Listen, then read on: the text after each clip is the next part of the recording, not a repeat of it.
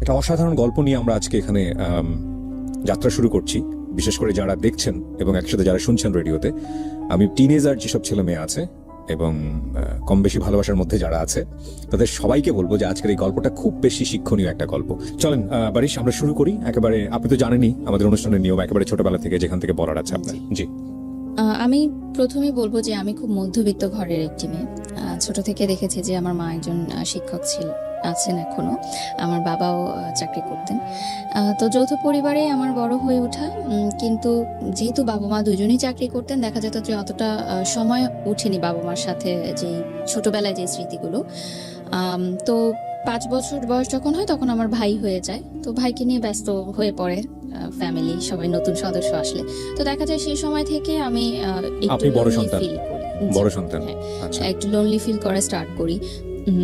Lonely বা jealous feel হতো কি, মানে ভাইকে? হ্যাঁ, জেলাস তো ফিল হতোই, যে সেই বয়সে অবশ্যই সব আদর আরেকটা পেয়ে যাচ্ছে। এবং আরেকটা বিষয় ছিল যে আমি খুব ইন্ট্রোভার্ট, ছোট থেকে খুব কম কথা বলতাম, কথা বলা শিখেছি অনেক দেরিতে। তো এই লোনলিনেসটা কাটানোর জন্য যখন স্কুল কলেজে স্কুলে যাই। স্কুলে গেলেন মানে হচ্ছে একদম কি প্রাইমারি স্কুলের কথা বলতেছেন? আমার প্রথম স্কুল হচ্ছে হার্টকো ইন্টারন্যাশনাল স্কুল, আর সেটা এখন অনেক বড় পরিসরে হয়েছে, তখন অনেক ছোট পরিসরে ছিল। এবং সেখানেও আমার খুব বেশি বন্ধু হয়েছে এমন না। তো যখন ভাই স্কুলে ভর্তি হওয়া শুরু করলো, তখন এরকম একটা ব্যাপার হলো যে যেহেতু আমরা মিডল ক্লাস ফ্যামিলি ছিলাম, যে ভাইকে ইংলিশ মিডিয়ামে পড়াতে হবে, সেক্ষেত্রে দুইজনের ইংলিশ মিডিয়ামের খরচটা আসলে নেওয়াটা পসিবল হচ্ছিল না। তো সেখানে ওই বয়সটাতেই কিন্তু স্যাক্রিফাইসটা শুরু হয় আমার, যে আমি বাংলা মিডিয়ামে চলে আসলাম। সেটা হলো মাইলস্টোন কলেজে, আর আমার ভাই মাইলস্টোন কলেজের ইংলিশ মিডিয়ামে পড়াশোনা শুরু করলো। তো এই যে মাইলস্টোন কলেজে বাংলা মিডিয়ামে আসলাম, এখান থেকেই আসলে গল্পের টার্নিং পয়েন্টটা শুরু। তখন আমি ক্লাস 7-এ পড়ি। তো 7-এ পড়া অবস্থায় কিন্তু এত ফ্রেন্ড ছিল না, এবং একটু লোনলিনেসের জন্য বলতে পারেন যে একটা ছেলেকে ভালো লাগে। সে ছেলেটা ছিল ক্লাস 8-এ। তো আমি ওই সময় কিন্তু আমাদের এতটা অ্যাভেলেবল ছিল না ছেলে মেয়েদের কথা বলা বা ছেলেমেয়েরা বন্ধু হবে এরকম। মোবাইলও ছিল না আমাদের সবার হাতে, ফেসবুক, এত সোশ্যাল মিডিয়া ছিল না।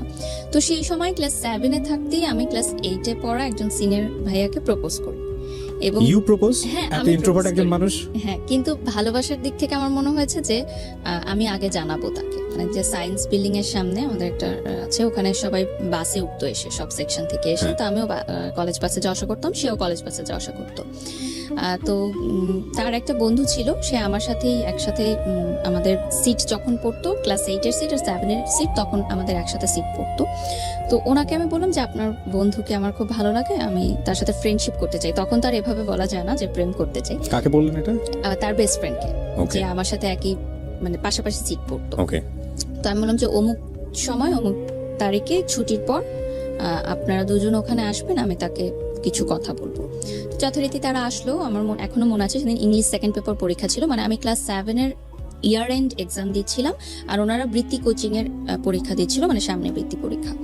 তো আসার পর আমি বললাম যে আপনাকে আমার অনেক ভালো লাগে, আমি আপনার সাথে ফ্রেন্ডশিপ করতে চাই। ফার্স্টে জাস্ট ফ্রেন্ডশিপই ছিল, বাট আমার দিক থেকে সেটা প্রেম ছিল। বাট আমি জানতে চাচ্ছিলাম যে সে আমার সাথে কথা বলতে কমফোর্টেবল কিনা, কারণ সেও খুব ইন্ট্রোভার্ট একটা ছেলে ছিল। তো ওর রিপ্লাই কি ছিল? আমি ভেবে দেখবো, ঠিক আছে কথা বলবো। তার কোনো মেয়ে ফ্রেন্ডও ছিল না ওই বয়সে। আপনার ওর কি ভালো লেগেছিল? আমার ভালো লেগেছিল যেটা, যে মাইলস্টোনের ছেলেরা সেই সময় অনেক দুষ্ট ছিল অন্যান্য কলেজের তুলনায়, এবং অনেক দুষ্টুমি করতো। তো সেই ছেলেটার যে একটা বিষয় ছিল যে একটা ক্যাপ পরে আসতো এবং নিচে তাকিয়ে থাকতো, এবং কোনো দিকে তাকাতো না সে, মানে কোনো মেয়ের দিকেও তাকাতো না, কোনো মেয়ের সাথে কথাও বলতো না। এই জিনিসটা আমাকে খুব ক্যাচ করেছে, যে একটু ডিফারেন্ট ছিল। এবং আমার মনে হচ্ছে যে আমার সাথে যাই ইন্ট্রোভার্ট এবং খুব পরিমিত হাসতো, পরিমিত কথা বলতো, এগুলো আমার, তার পার্সোনালিটিটা আমার ভালো লেগেছে। এবং অবশ্যই দেখতে অনেক সুন্দর ছিল, সেটাও একটা সেই বয়সে আসলে দেখতে সুন্দরটাই লাভ এট ফার্স্ট সাইট আর কি। ইভেন আমি যখন তাকে প্রপোজ করি, আমি জানতাম না তার নামটা কি, পরবর্তীতে আমি জানতে পেরেছি তার নাম কি, তার পরিচয় কি। তো এভাবে কথা হতে থাকে। তখন কিন্তু মোবাইল ফোন যেহেতু ছিল না, টিএনটিতে আমরা প্রেম করতাম। তো কয়েক মাস লাগে তাকে আমার প্রেম ভালোবাসা এই জিনিসটা বোঝাতে। আপনি নিজেও তো বুঝতাম না, কিন্তু ফ্রেন্ডশিপের চেয়ে যে একটু বেশি এটা ভালো লাগাটা, ভালোবাসাটা, এই বিষয়গুলো শেয়ার করা। তো একদিন কথা বলছিলাম এরকম ফোনে, আমার আরেকজন শুনলো, যেহেতু আমরা যৌথ পরিবারে ছিলাম, সে মাকে বললো যে এরকম আমি কথা বলি একজনের সাথে। তো বাসায়ও মারধর, স্বাভাবিকভাবেই ছেলের বাসায়ও ফোন দিল আমার বাসা থেকে। তো তারপর যেটা সিদ্ধান্ত হলো যে স্কুল থেকে আমাকে বললো যে যদি তুমি ক্লাস 8-এ অ্যাডমিশন নিতে চাও তোমার ফ্যামিলিকে ডাকতে হবে, যেহেতু এরকম একটা বিষয় জানাজানি হলো। এবং অন্য স্টুডেন্টরাও তখন গিয়ে বললো যে হ্যাঁ আমরা তো জানি ওদের মধ্যে এরকম প্রেম চলছে, মানে তখন কথা লাগায় এরকম হয় না, যে অন্যরাও এই কথাগুলো বললো। তো সে সময় আমার মনে হলো যে এই স্কুলে আমি আর পড়বো না। এবং ছেলেটার জন্য অনেক কষ্টকর ছিল যে ও বললো যে না আমি তোমার সাথে আর কথা বলবো না, আমাকে প্রচুর মানুষজন অনেক কথা জিজ্ঞাসা করছে, টিচাররা অনেক কথা জিজ্ঞাসা করছে, বাসায় সমস্যা, আমি সম্পর্ক রাখতে চাই না। তো যাই হোক আমি সে বললো যে সে স্কুল ছেড়ে দেবে এবং সে গাজীপুরে থেকে আসতো উত্তরাতে মাইলস্টোন, এবং গাজীপুরে তখন এত ভালো শিক্ষা প্রতিষ্ঠান ছিল না। তো সে অনেক কষ্ট করে যাতায়াত করে এখানে আসতো। তো আমি বললাম যে ঠিক আছে তাহলে তুমি এখানে পড়ো, আমি চলে যাচ্ছি, আবার স্যাক্রিফাইস, হ্যাঁ যদি এত সমস্যা হয়। তো আমি চলে আসলাম স্কুল ছেড়ে শহীদ আনোয়ার গার্লস কলেজে। আমার মা শহীদ আনোয়ার গার্লস কলেজের টিচার। তো ওখানে আসার পর আরেকটা যে ধাক্কাটা খেলাম যে যেহেতু এটা অনেক স্ট্রিক্ট ছিল স্কুলটা, আমাকে বললো যে যেহেতু বাইরের স্কুল থেকে এসেছে তো সায়েন্স কমার্স কিছুই দেওয়া যাবে না, সে চাইলে আর্টসে ভর্তি হতে পারে। আর যদি সে সায়েন্স কমার্স চায় তাহলে আবার পুনরায় তাকে মানে ক্লাস 8-এ পড়তে হবে।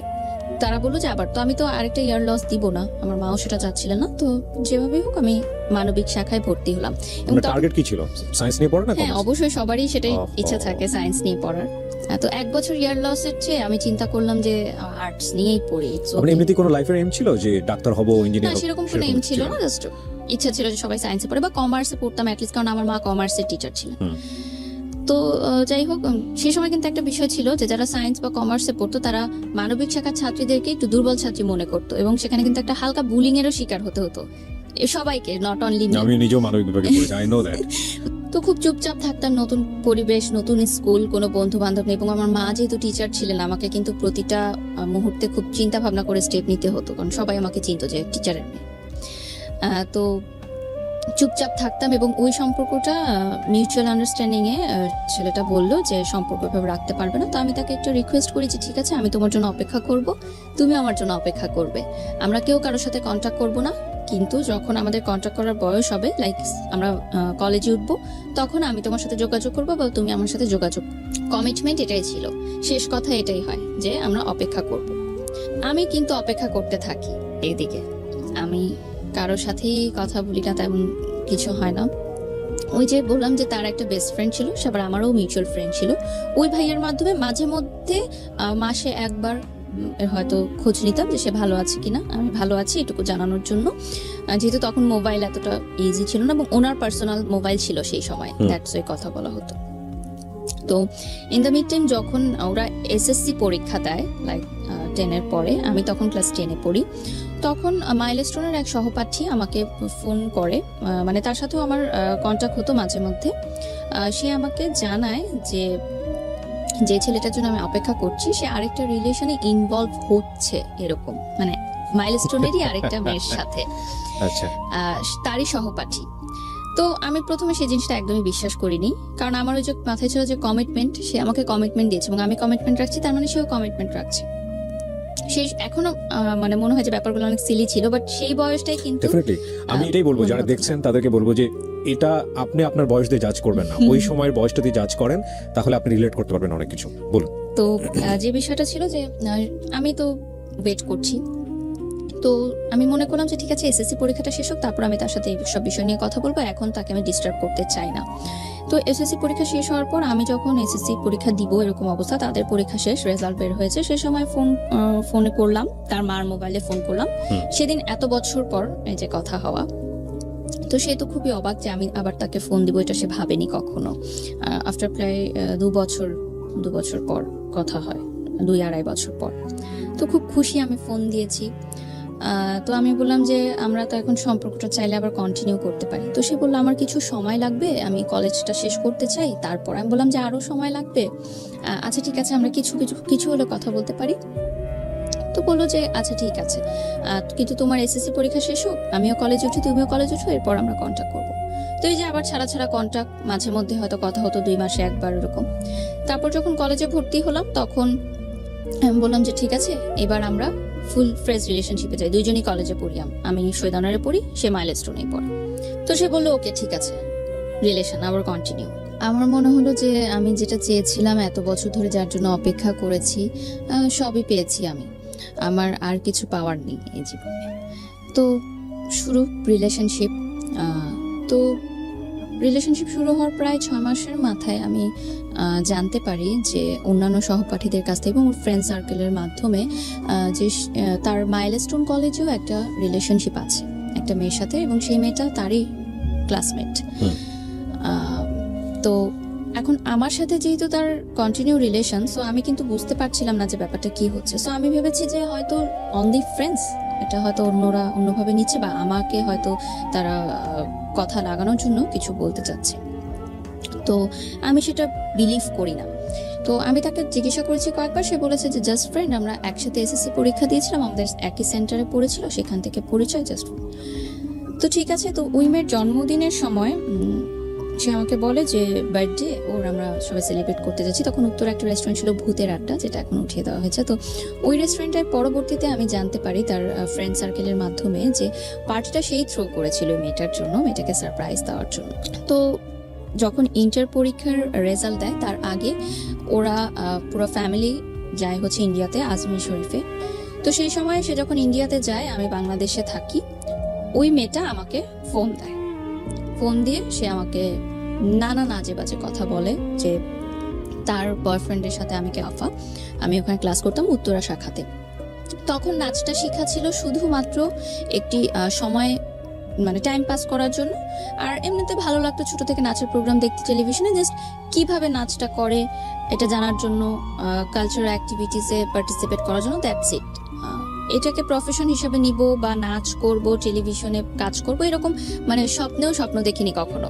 কারণ আমার ওই ধ্যান ধারণা ছিল ওই ছেলেটাকে নিয়েই, আর বাকি সবকিছু আমার কাছে মনে হতো যে এক্সট্রা সবকিছু, ওইটাই আমার মেইন। তো ওই মেয়েটা আমাকে খুব মানে একটা কথা বলেছিল, সেটা আমার এখনো মনে পড়ে, যে আমাদের তখন স্কুলে, নাচের স্কুলে আমাদের সামনে একটা ছোট পার্ক ছিল, ওই পার্কে আমাদের গ্রুপ নাচ হতো তখন। তো ওই স্কুলে যারা যারা মানে নাচ শিখতো তারা সবাই গ্রুপে নাচ করতো। তখন সে আমাকে বলে যে তোর মূরত্ব শুধু ওই পার্কে নাচ করার, তুই তো রাস্তার মেয়ে, এর বেশি তো কিছু করতে পারবি না। তো এই কথাটা না এখন আমার খুব কানে বাজে, এই কথাটা আমি ভুলতে পারি না এখন পর্যন্ত, যে এত খারাপ খারাপ কথা আমাকে শুনতে হয়েছে সে সময়, যে আমি জানি না, আমি কিন্তু জানি না যে সে আরেকটা রিলেশনশিপে আছে। যদি আমি জানতাম তাহলে হয়তো আমি আগাতাম না। তো পরে যখন সে ইন্ডিয়া থেকে আসে, আমি ফোনের সবকিছু রেকর্ড করে রাখি, তখন কিন্তু কল রেকর্ড করা যেত, যে বাটন সিস্টেম যে ফোনগুলো ছিল ওটাতে কল রেকর্ড করে আমি তাকে শোনাই যে কথাগুলো আমাকে শোনানো হয়েছে এই মেয়েটাকে। তখন সে বলে মেয়েটা আমাকে জাস্ট পছন্দ করে, তোমাকে হয়তো এমনি কথাগুলো বলেছে, বাদ দাও, এগুলো সব ভুলে যাও। আর তার আর আমার দেখা হতো, বিষয়টা কিরকম যে রেস্টুরেন্টে তখন কিন্তু বসে প্রেম করা হতো না, দেখা হতো এমন না, যে দূর থেকে দেখা হতো। আর সে বলতো যে আমি কাছে দেখা করব না, আমার প্রবলেম আছে কেউ দেখলে। তাদের ফ্যামিলি পলিটিক্যাল ব্যাকগ্রাউন্ড ছিল, সো ওকে অনেকে চিনতো, সো দেখলে কেউ প্রবলেম। তো আমি ইউসিসিতে যখন কোচিং শুরু করলাম ঢাকা ইউনিভার্সিটির জন্য, তখন সে ল পড়ার জন্য ল ইউনিভার্সিটিতে ভর্তি হলো, একটা প্রাইভেট ইউনিভার্সিটি, সেটা ধানমন্ডিতে ছিল।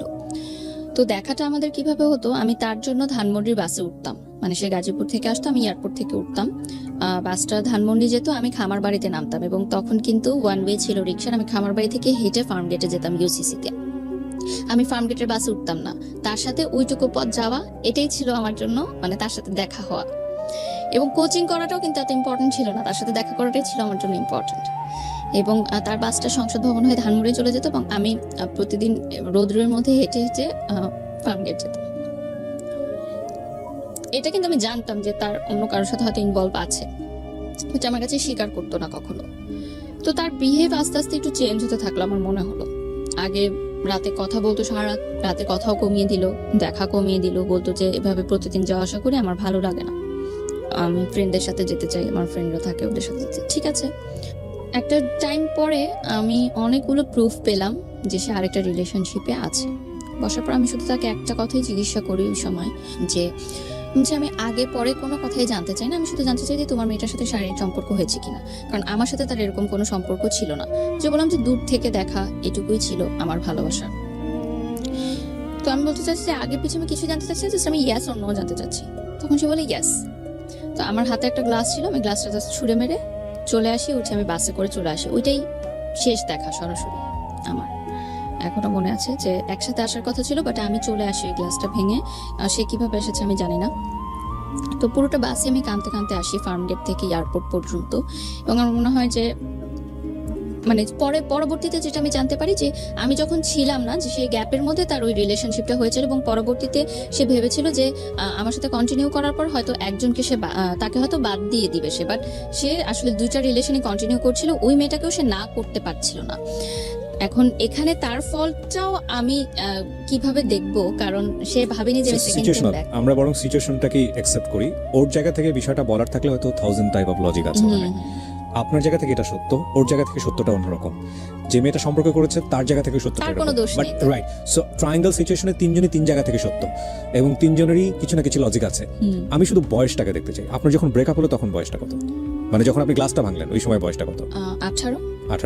সো 18 এজ, এই এইজে এত যুক্তি দিয়ে প্রেম চলে না, ডেফিনেটলি চলে না। এখানে ফুল অফ ইমোশন, বয়সন্ধিকাল, এবং এখানে আসলে কি হয় মানে এত জাজমেন্টে যাওয়াটা খুব মুশকিল। বরং আমরা আপনার জীবনের ঘটনা থেকে আমরা আমাদের যেন শিক্ষাটা নিতে পারি, আমাদের যেন কিছু না কিছু হলো ওই রকম সিদ্ধান্ত নেবার ক্ষেত্রে যেন সতর্ক হতে পারি, যেটা কারণে আপনি মূলত আজকে এখানে এসেছেন। সো ওই জায়গাগুলোকে আমরা ফোকাস করি। সো প্লিজ ডু নট জাজ হার, কারণ ওনার লাইফে যে ঘটনা ঘটেছে তার চেয়ে ভয়ঙ্করতম ঘটনা অনেকের জীবনে ঘটে। ঠিক আছে, উনি যে সাহস করে আজকে এখানে বলতে এসেছেন নিজেকে হালকা করার জন্য, এইটাকে অ্যাপ্রিসিয়েট করার মতো। তো বলেন তারপর কি হলো? তারপরে আমার মনে হলো যে আমি আসলে তাকে ছাড়া থাকতে পারবো না, যত কষ্টই হোক আমি তার সাথে থাকবো। আমি তাকে বোঝাবো যে তুমি আমার সাথে থাকো, টাইম নাও ওই মেয়েটার থেকে দূরে আসার জন্য। কিন্তু কোনোভাবেই সে আর কি আমার সাথে কন্ট্যাক্ট করে না। তো আমি এতটা মানসিকভাবে ভেঙে পড়ি যে তার ইউনিভার্সিটির সামনে গিয়ে আমি দাঁড়িয়ে থাকতাম ঘন্টার পর ঘন্টা। মানে আপনি ব্রেকআপ করার পরে আপনি ওকে পাওয়ার জন্য পাগলের মতো হয়ে গিয়েছেন। মানে এতটা বেশি ক্রেজি ছিলাম আমি সেই সময় তার জন্য। তো তার ইউনিভার্সিটির ছেলেদের দিয়েও আমাকে থ্রেট দিয়েছে যে এই ভার্সিটির সামনে যেন তোমাকে আর দাঁড়াতে না। ঘন্টার পর ঘন্টা আপনি একাই দাঁড়িয়ে থাকতেন ওখানে? আমি একাই দাঁড়িয়ে থাকতাম। আর আমার সেই সময় তেমন কোনো বন্ধুও ছিল না, আমি খুব ইন্ট্রোভার্ট ছিলাম।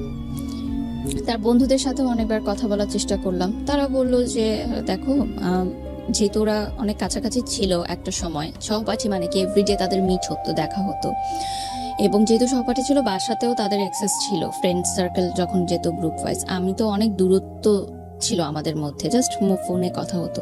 তো হয়তো ইমোশনাল অ্যাটাচমেন্টটা তার সাথে বেশি এবং তাকে হয়তো ছাড়তে পারছে না। কিন্তু আমার একটা প্রশ্ন ছিল তাহলে সেকেন্ড টাইম কেন আমার সাথে রিলেশনশিপ কন্টিনিউ করলো? তখন আমাকে না করে দিলেই পারতো। এতগুলো বছর আমি যে তার জন্য অপেক্ষা করলাম, সেই অপেক্ষার সময়গুলো আমাকে কষ্ট দিত, যে এই অপেক্ষাগুলোর তাহলে মূল্য কোথায় গেল। এবং এই সময়টাই কিন্তু অনেক ছেলে আমাকে প্রপোজ করেছে, আমি কিন্তু কাউকে ইয়াস বলিনি, কারণ আমি ওই কমিটমেন্টের জায়গাটা ঠিক রেখেছিলাম। তো এরপর আমি ইউনিভার্সিটিতে উঠি। আমার ঢাকা ইউনিভার্সিটি পরীক্ষা জঘন্য হয়, খুবই খারাপ হয়, চান্স হয় না আমার বাবা মাও খুব কষ্ট পায় সেটার কারণে, বিকজ এটা আপনার লেখাপড়াতে ইফেক্ট করছিল।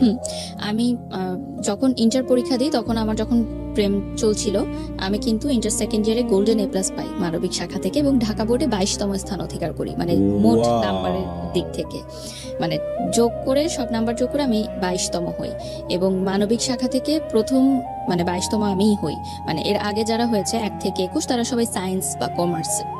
ও মানে কম্বাইন্ড? হ্যাঁ, কম্বাইন্ড হোল ঢাকা বোর্ডে আমি 22তম হই। না সায়েন্স আর কমার্স কোনো ব্যাপার না, সবকিছু মিলিয়ে হোল। এবং কত সালে এটা? এটা হচ্ছে 2012, এবং আমাকে গভর্নমেন্ট থেকে কিন্তু প্রতি বছর টাকা দেয়া হতো। ক্যান ইউ ইমাজিন এই মেয়েটা ঢাকা ইউনিভার্সিটিতে চান্স পায়নি জাস্ট বিকজ অফ এই উলালা টাইপ প্রেম।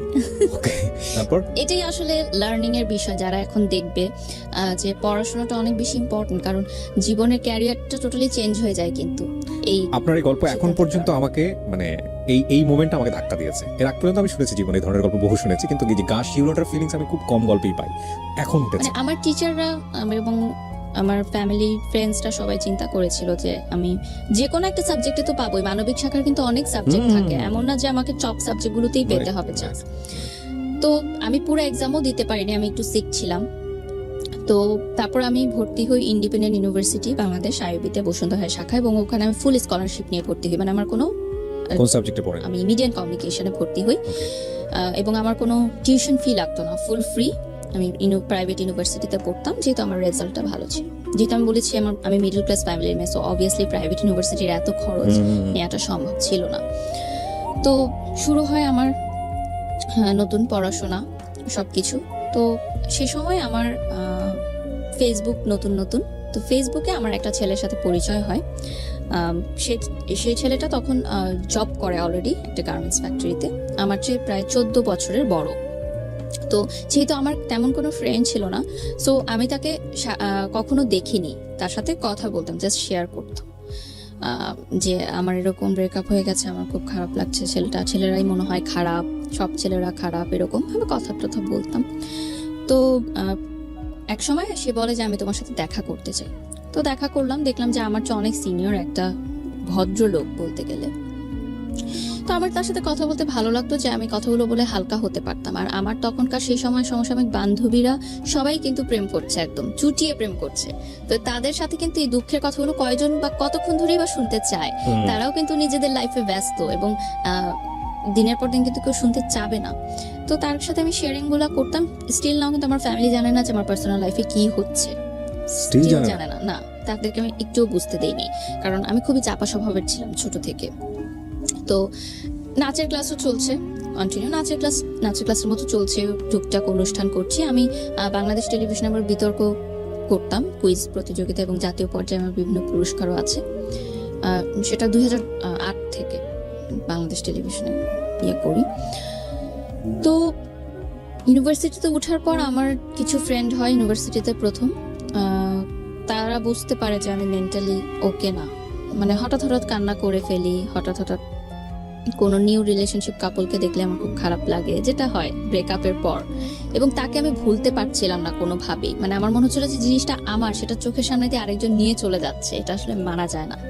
তো আমার মনে হলো যে আমি আসলে মানসিক চাপটা নেওয়ার জন্য প্রস্তুত না এই বয়সে। তো আমার মনে হলো যে আমি আর বেঁচে থাকতে চাই না, কারণ আমি আসলে এটা দেখতে পারবো না যে আমার ভালোবাসার মানুষটা অন্য কারোর সাথে আছে।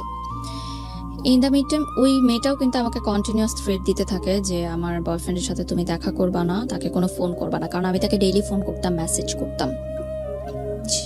সে আমাকে ফোন করে নানান আজে বাজে গালাগালি যত ছিল অনেক কিছু বলে।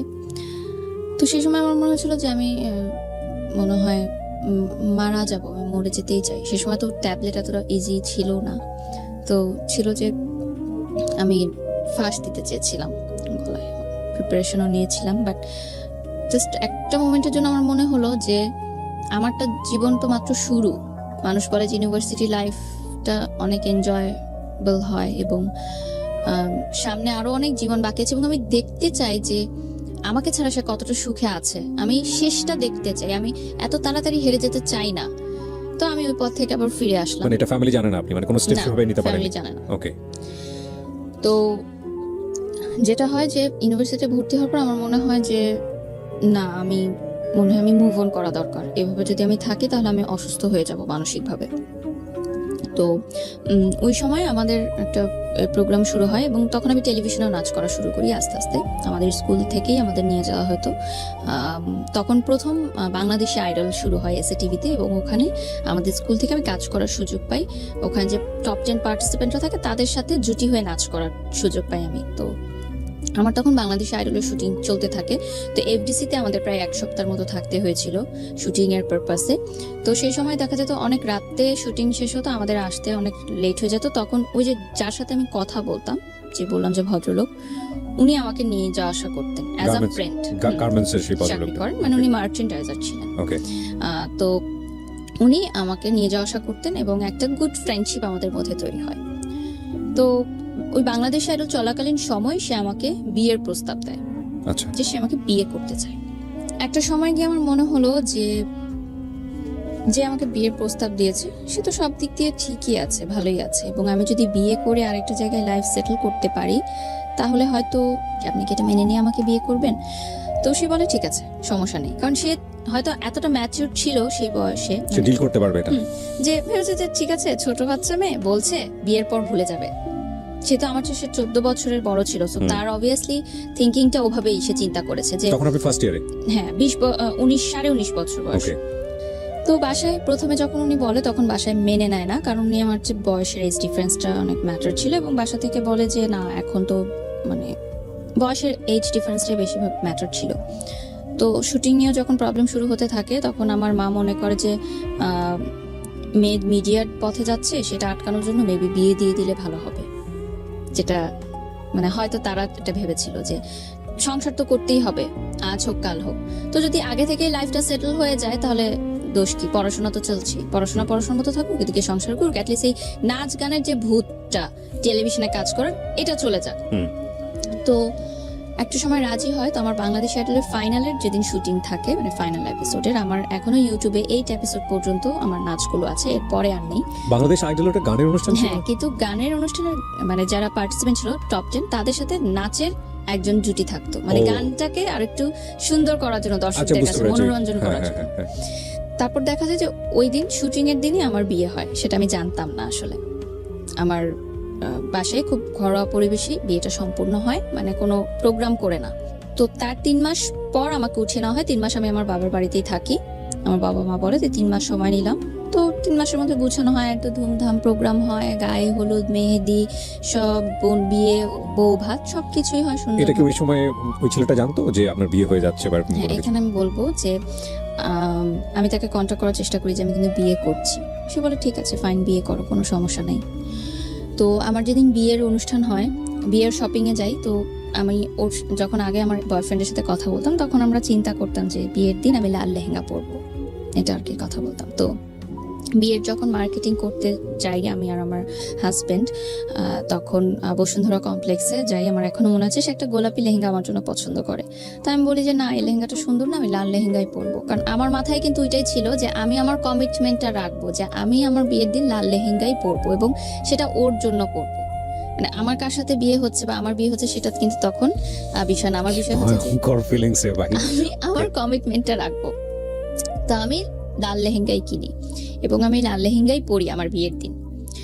এটা আমার হাজবেন্ড জানতেন না যে আমি কেন লাল লেহেঙ্গাটা চুজ করলাম। তো পরবর্তীতে যেদিন আমার বিয়ের অনুষ্ঠান, আমার এখনো মনে আছে, আমি গুলশানে পার্সোনাতে সাজ শেষ করে আমি ফোন দিলাম আমার আগের বয়ফ্রেন্ডকে। নিচে কিন্তু গাড়ি দাঁড়িয়ে আছে, আমার মা এসেছে আমাকে নিতে। আমি যাওয়ার আগে জাস্ট ফোন দিলাম যে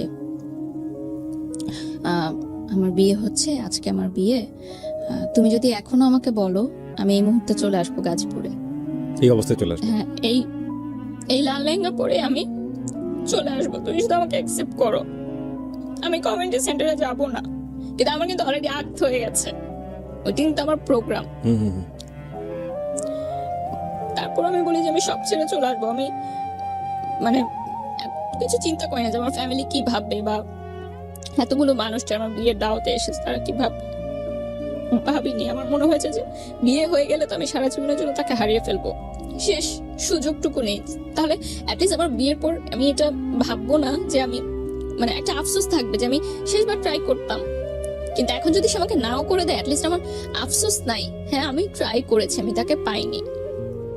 তো সে বলে যে না, আমি পাগলামি করো না, তুমি কমিউনিটি সেন্টারে যাও, বিয়ে করো। সেদিন আমি কান্না করেছি অনেক। তো যাই, যথারীতি আমার বিয়ের অনুষ্ঠান হয়, বৌভাত হয়, সংসার শুরু করি। আমার সংসারে ছিলেন আমার যা, ননদ, ননাস, দেবর, মানে শ্বশুর শাশুড়ি ছিলেন না, কোনো মুরব্বী ছিলেন না। মুরব্বী বলতে তারাই ছিলেন।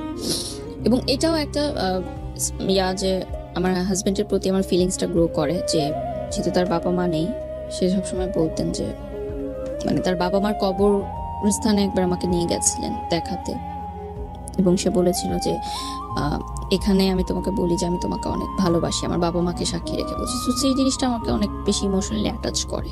সেই সময় কিন্তু আমার মনে হচ্ছে ঠিক আছে, বিয়ের পর নাচ পছন্দ করতো না আমার শ্বশুরবাড়ির ওনারা, খুবই কনজারভেটিভ ছিলেন, তারা বোরখা পরতেন। আমাকে হিজাব করতে কখনো ওনারা বাধ্য করেনি, কিন্তু নাচ করা যাবে না।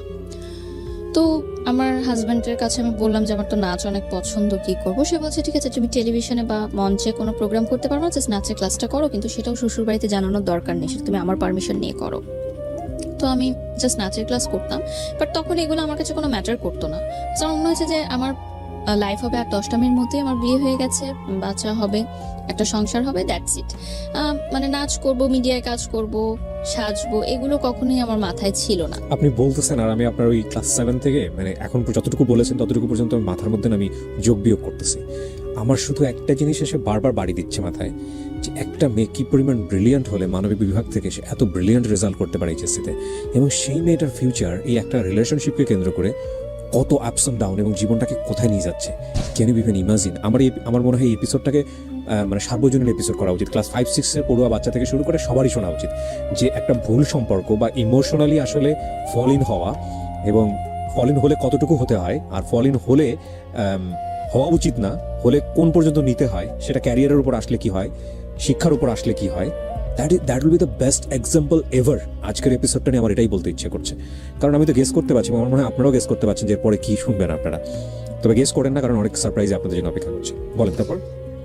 আরেকটা বিষয় ছিল যে আমি অন্য সাবজেক্টেও পড়তে পারতাম, আমাকে আমার আইইউবি থেকে বলেছিল যে ল, ইকোনমিক্স, ইংলিশ পড়তে, কারণ কিন্তু তখন আমার মানসিকভাবে এতটা আমি ভেঙে পড়েছিলাম যে আমার মনে হচ্ছিল যে এই সাবজেক্টগুলো নিয়ে পড়াটা আমার জন্য অনেক ডিফিকাল্ট হবে। সো এই জন্য মিডিয়া অ্যান্ড কমিউনিকেশন সিলেক্ট করলাম, কারণ এখানে কিন্তু অনেক ক্রিয়েটিভ রাইটিংস থাকে এবং আমি আগে থেকে খুব creative writings. With due respect, আমি আপনার ফ্যামিলিকে রেসপেক্ট করে কিছু কথা বলতে চাই। একটা যেটা হচ্ছে যে আপনি ইন্ট্রোভার্ট ছিলেন, শেয়ার করছেন না কারোর সঙ্গে, কিন্তু আপনার যেই পরিবর্তনগুলো, ক্যারিয়ারিস্টিক যে পরিবর্তনগুলো, এডুকেশনের যে পরিবর্তন আসতেছে, ধুমধাম করে যে ঘটনাগুলো ঘটে যাচ্ছে, এগুলো তো আপনার বাবা মার সামনেই ঘটছিল।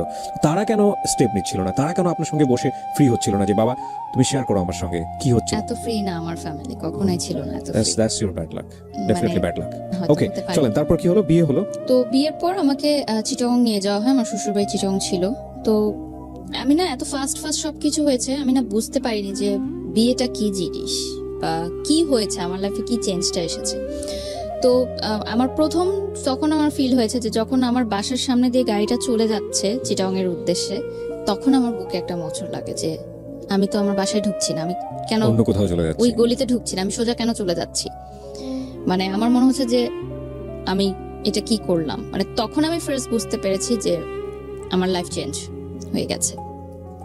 তো চিটাং যাওয়ার পর আমাদের ভালো সময় কাটে, কিন্তু একটা বিষয় যে তার পরিবার আমাকে কিন্তু মেনে নেয়নি কখনো। কিন্তু তার মানে আমার হাজবেন্ডের ফ্যামিলি, মানে আমার শ্বশুরবাড়ি চেয়েছিল যে তাদের পছন্দের কোনো মেয়ের সাথেই তার বিয়েটা হোক, এবং তাদের ফ্যামিলিতে এরকম মানে প্রাইভেট ইউনিভার্সিটিতে পড়াশোনা করে, নাচ করে, হিজাব পরে না, এরকম মেয়ে আসলে তারা কখনোই মানে তাদের পছন্দনীয় ছিল না। তাদের পছন্দ ছিল যে এরকম ইন্টার পাস করা কোনো মেয়ে ঘরে থাকবে, ঘরে কাজ করবে, হিজাব পরবে, বোরখা পরবে, আরো 10টা ফ্যামিলি যেরকম চিন্তা করে মিডল ক্লাস ফ্যামিলি, তাদের পার্সপেক্টিভ থেকে ইটস ওকে। তো একটা সময় গিয়ে পর আমার শ্বশুরবাড়ি থেকে জানাজানি হলো যে আমি নাচের ক্লাস কন্টিনিউ করছি। তো সেখানে আমার জামাইকে বলা হলো যে নাচের ক্লাসটা কন্টিনিউ করতে পারবে না। তো আমার হাজব্যান্ড বললো যে নাচ করা যাবে না, ক্লাসও করা যাবে না, তো বন্ধ, আমার নাচ ওখানেই শেষ। বলে আসলাম বাফায় যে আমি আর আসতে পারবো না স্যার ক্লাস থেকে। আমার গুরুজির কথাই কারণ আমি স্মরণ করবো, শ্রদ্ধেয় আমিরুল মনি স্যার, উনি আমাকে যথেষ্ট সাপোর্ট করেছেন সব সময়। মানে একদম প্রথম থেকে মানে নাচের জীবনটা আমার এতটা কষ্ট ছিল যে শেখার চেষ্টা থাকলেও আমার এত বাধা এসেছে যে আমি পরিপূর্ণভাবে শিক্ষাটা নিতে পারিনি নাচের ব্যাপারে। মানে অনেক কিছু এখনো আমি তাল লয়গুলো ক্যাচ করতে পারি না, বাধা হয়ে তো আমার শিক্ষাটা হয়েছে। তো আমার যখন নাচ নিয়ে বাসায় প্রবলেম হচ্ছিল তখন কিন্তু আমাকে বাসা থেকে, মানে বিয়ের আগের কথা বলছি, আমি এটা অ্যাড করছি, যে তখন কিন্তু আমাকে অফ করে দেওয়া হয়েছিল নাচের প্রোগ্রামটা, অফ করে দেওয়া হয়েছিল নাচের ক্লাসটা। তখন আমি বাসায় না জানিয়ে নাচের ক্লাস করতে যেতাম, এবং আমার টিফিনের টাকা বাঁচিয়ে আমি বাফার 300 টাকা ছিল তখন বেতন, সে 300 টাকা দিতাম। আমি না খেয়ে থাকতাম, টিফিনের জন্য আমাদের যে টাকাটা দিত ওটা আমি বাঁচিয়ে রাখতাম নাচের ক্লাসের বেতনটা দেওয়ার জন্য। তো আমি যখন আমার ইন্টার পরীক্ষার আগের কথা বলছি, যে এসএসসিতে আমার রেজাল্ট অনেক খারাপ হয় ওই রিলেশনশিপের কারণে। তো ইন্টার সেকেন্ড ইয়ারের আগে আমার ফ্যামিলি থেকে বলে যে নাচটা এখন অফ রাখো, কারণ তোমার সামনে বোর্ড পরীক্ষা। বাট তখন আমি নাচটা কন্টিনিউ রাখি, এবং আমি মানে কলেজ ড্রেস পরে আমি নাচের ক্লাসে যেতাম, মানে প্রাইভেট পড়ার নাম দিয়ে মিথ্যা কথা বলে যেতাম। তখন আমার গুরুজি আমাকে বলেছিলেন যে তুমি একদিন অনেক বড় কিছু করতে পারবা। মানে এত নাচ শেখার জন্য যে এতটা ইচ্ছা, এটা আসলে সবার মধ্যে দেখা যায় না।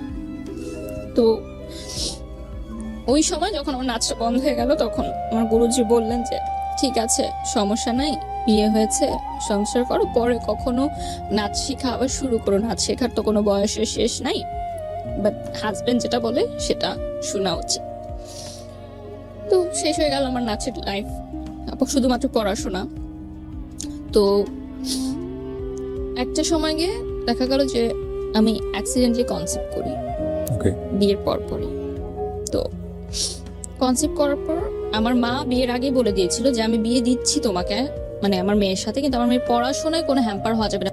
যখন আমি দেখলাম যে আমি কনসেপ্ট করেছি অ্যাক্সিডেন্টলি, তখন আমার হাজবেন্ড বলল যে এখন যদি আমি মানে কনসেপ্ট করি তাহলে তো আমার সেমিস্টারটা ড্রপ করবে, তার মানে আমার পড়াশোনা কিন্তু একদমই স্টপ হয়ে যাচ্ছে। তো উনি ডিসাইড করলেন যে আমরা বাচ্চাটা রাখবো না। এটা আমার সিদ্ধান্ত ছিল না, কারণ ওই সময় আমি কিন্তু ইমোশনাল ছিলাম এবং আমি কিন্তু রাখতে চেয়েছিলাম বাচ্চাটা। সে বললো যে আমরা এটা নিব না, কারণ তোমার মা আমাকে অনেক আশা করে তোমাকে দিয়েছে, তো আমি যদি এখন তার কথাটা না রাখি এটা ভালো দেখায় না, আর আমি এখনো প্রিপেয়ার্ড না। তো ওই বয়সে যখন আমি ফার্স্ট প্রেগনেন্ট হলাম, সেদিন থেকে প্রথম আমি আমার এক্স বয়ফ্রেন্ডকে ফোন দেওয়াটা অফ করে দিই। আচ্ছা, কারণ আমার ভেতরে একটা অন্যরকম একটা ফিলিংস কাজ করা শুরু করে। মানে কিছুদিন, জাস্ট এক সপ্তাহ আমরা সময় নিয়েছিলাম ভাবার যে আমরা এটা কি করব, মানে আমরা কি মেন্টালি প্রিপেয়ার্ড এই বেবিটার জন্য নাকি না। তো সেই এক সপ্তাহের মধ্যে আমার মানসিকতা টোটালি চেঞ্জ হয়ে যায় যে না, আমার লাইফ চেঞ্জ হয়ে গেছে, আমি আরেকজনের বাচ্চার মা হচ্ছি, সো আমি তাকে ফোন দিব না আর, এটা তাহলে আমার বাচ্চার সাথে অন্যায় করা হবে। সেদিন থেকে আমি ডিসিশন নেই যে আমি তার সাথে আর কোনো কন্ট্যাক্ট করব না, এবং আমি কন্ট্যাক্ট করিও না, টোটালি অফ করে দিই। তো আমার হাজব্যান্ড একটু রাগে ছিলেন প্রথম থেকেই, অফিসের প্রেশারে থাকতেন, এজন্য হয়তো রাগ করতেন। তো আমি একদিন প্রথম বলি যে আমাদের ইউনিভার্সিটি যে তখন ফ্ল্যাশ মবের একটা ট্রেন্ড শুরু হয়, তো ফ্ল্যাশ মবে আমাকে, যেহেতু আমি নাচ করতাম, এটা জানতো ইউনিভার্সিটিতে অনেকে, তো তারা বলে যে ফ্ল্যাশ মবে আমি সামনে দাঁড়াবো, আমার একটা অ্যাক্ট করতে হবে। তো আমি আমার হাজব্যান্ডকে বাসায় বলি, তো সেদিন প্রথম সে আমার গায়ে হাত তুলে। এই নাচকে কেন্দ্র করে? হ্যাঁ, মানে গায়ে হাত তুলে যে নাচ মানা করার পরও কেন তুমি ভার্সিটিতে এটা জানালে, এবং তোমাকে কেন বললো ফ্ল্যাশ মবের জন্য, মানে তোমাকে বললো কেন, মানে আমি তো মানা করেছি। বিয়ের আগে কি আপনি এই বিষয়গুলো নিয়ে কথা বলেনি তার সঙ্গে, যে আমার নাচ বা আমার অন্যান্য জায়গাগুলো, হ্যাঁ, এগুলো তো ফার্স্ট সবকিছু হয়েছে যে মানে আপনি এই বিষয়গুলো নিয়ে কথা বলতে পারেন? কথাগুলো হয়নি, বা তখন এই বিষয়গুলো উঠেনি আসলে। তার পরিবারে যাওয়ার পরে আমি বুঝতে পেরেছি, বা তার পরিবার থেকে আমাকে বলেছে যে এরকম করা যাবে না। তো যেদিন ফ্ল্যাশ মবের রেকর্ডিং হয় সবাই রেডি ছিল, তো আমার ফ্রেন্ডরা, আমার ইউনিভার্সিটির ফ্রেন্ডরা আমাকে সমানে ফোন দিচ্ছে যে তুই কই, সবাই তো তোর জন্য ওয়েট করতেছে। তো আমি বলছি আমি একটু অসুস্থ, আমি আসতে পারবো না, কারণ আমি এই ডোমেস্টিক ভায়োলেন্সের বিষয়গুলো আমি তো অবভিয়াসলি ইউনিভার্সিটির ফ্রেন্ডদেরকে, শুধুমাত্র কারণ আমি অ্যাটেন্ড করলে আমাকে তো ফ্ল্যাশ মবে অ্যাটেন্ড করতে হবে এবং আমাকে বলতে তো হবে যে আমি কেন করছি না। তো আমি যাইনি ওই দিন ইউনিভার্সিটিতে। ওই দিন থেকে শুরু হয় আমার ডোমেস্টিক ভায়োলেন্সের যে বিষয়টা। তো এরপর থেকে আমার শ্বশুরবাড়ি থেকে নানানভাবে আমাকে বিভিন্ন কথাবার্তায় মানসিক নির্যাতন করা হতো, বিভিন্ন ছোটখাটো কথাতেই। যে যেহেতু রান্না পারতাম না, আমি ট্রাই করতাম, বাট ওই বয়সটা তো অতটা আমি পারতাম না হয়তো, বা এত কিছু বুঝতাম না যে কার সামনে কি বলতে হবে বা কিরকম। তো এই বিষয়গুলো নিয়ে আমার শ্বশুরবাড়িতে অনেক কমপ্লেন ছিল আমার নামে। এবং বিয়ের প্রথম দিন সকালবেলা মিষ্টি জাতীয় কিছু মনে হয় বানাতে হয়, এটা আমার জানা ছিল না। করেন লাগে, সত্যি করতে হয়? হ্যাঁ, করতে হয় নাকি, হয়তো এটা দেশ ওয়াইজ হয়তো ডিফারেন্ট থাকে, চিটাগং এ হয়তো বা অন্য কোনো ডেতে, বা এটা তো অনেকের ফ্যামিলি ট্র্যাডিশন থাকে। তো আমি সেরকম যেহেতু কিছু করিনি, আমি এই জন্য হয়তো অনেক সময় কথা আমাকে বলে, মানে they are not happy with me. Okay. এবং তারা আমার ফ্যামিলি নিয়েও অতটা হ্যাপি ছিল না। একটা টাইমে তাদের ফ্যামিলি থেকে একজন বলে, আমি নাম মেনশন করব না, যে এখানে কারণ আমি আমরা এখন পর্যন্ত মেনশন করিনি, রাইট? ইনলস থেকে একজন বলে যে আমার ফ্যামিলি থেকে তো তারা যে সম্পত্তি আছে আমার নামে বা কিছু যদি দেয়, তো সেটাতে তো আমার হাজব্যান্ড একটা বিজনেস করতে পারে, কেন সেটা দিচ্ছে? মানে তারা চাইলেই তো তাদের জামাইকে অ্যাফোর্ড করতে পারে। যদিও আমার ফ্যামিলি মিডল ক্লাস ছিল, তারপরও যে সম্পত্তিগুলো থাকে জমি জমা আসলে বিষয় থাকে। তো এই বিষয়টা আমি আমার ফ্যামিলিতে জানাই, এবং আমার ফ্যামিলি সেটা মানে বলে যে এটা তো ঠিক না যেটা তারা বলছে আমাকে। তো যাই হোক, এই টাইমের মধ্যেই আমার হাজব্যান্ড ফার্স্ট স্ট্রোক করে। স্ট্রোক করে? হ্যাঁ, মাইল্ড স্ট্রোক করে। এটা একটা মানে কাজের প্রেশারেই হতে পারে, বা ফ্যামিলির প্রেশারেও হতে পারে। আমার সাথে কোনো সমস্যার কারণে না, মানে কোনো ঝামেলার কারণে। সুস্থ মানুষ ছিল, হঠাৎ রাতে মানে তার হাই প্রেশার ছিল অনেক, এটার কারণে হতো। তো ইউনাইটেড হসপিটালে তাকে নিয়ে যাওয়া হয় এবং সেদিন সে আমার বাসাতেই ছিল, মানে আমার মায়ের বাসাতেই ছিল। আমরা নিয়ে যাই তাকে হসপিটালে। তো আইসিইউতে সে ছিল 2 রাত। তো সেই বয়সে আসলে এত কিছু বুঝে ওঠার আগেই মানে এরকম ছিল যে সে বেঁচে ফিরবে কি না জানি না। আইসিইউতে গেলে যেটা হয় আর কি, এবং স্ট্রোক করেছে সে, এবং খুব ভালোভাবে। আমার এখনো মনে আছে ওই দিন আমি মানে ইউনাইটেডের আইসিইউ সামনে তো মানে বসার কোনো প্লেস নেই, আমি সিঁড়িতে বসেছিলাম সারা রাত, মানে রাত 12:30-1টার দিকে ঘটনা। ভোর পর্যন্ত আমি বসেছিলাম এবং মানে আমি জানি না যে কি হবে। এবং আমার তখন ফার্স্ট টাইম মনে হয়েছে যে আমার লাইফটা কি এরকম হওয়ার কথা ছিল।